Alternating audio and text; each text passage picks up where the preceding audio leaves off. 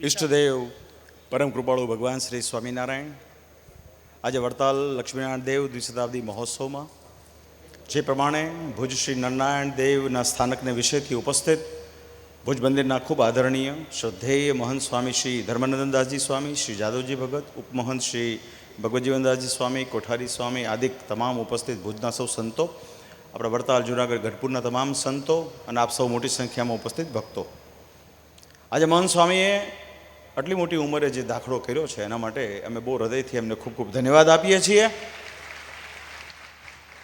મહારાજની કૃપાથી વર્ષોથી ભુજ અને વડતાલની જે એકતા છે, અમે આજે હૃદયથી હરિકૃષ્ણ મહારાજના ચરણમાં પ્રાર્થના કરીએ આ એકતા કાયમ અખંડ રહે.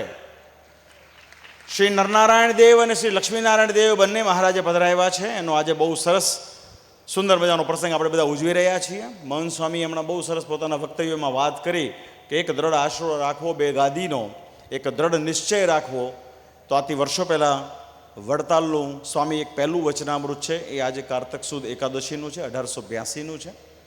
મહારાજે કીધું જેમ આંબાનું વૃક્ષનો નિશ્ચય એકવાર થઈ ગયો એમ એક વખત પ્રત્યક્ષ ભગવાન શ્રી કૃષ્ણના સ્વરૂપનો દ્રઢ નિશ્ચય થઈ ગયો પછી કામ વ્યાપે, ક્રોધ વ્યાપે કે લોભ વ્યાપે એમાં ક્યારેય જેને કુતર્ક ન થાય, એના પ્રાણ લીન થાય કે ન થાય, એને નિર્વિકલ્પ સમાધિ છે.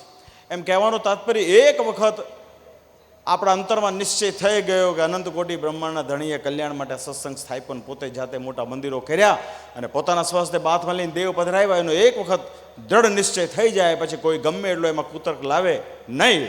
એવો જ્યારે જેને નિશ્ચય થાય છે ને ત્યારે એ કલ્યાણનો અધિકારી થાય છે. તો અંતમાં આપ પધાર્યા સ્વામીજી, ખૂબ ખૂબ તમને અમે હૃદયથી ધન્યવાદ આપીએ છીએ. આપે વારે વારે કહ્યું આવો સ્નેહભાવ, પ્રેમભાવ કાયમ રાખજો, અમે કાયમ રાખીશું.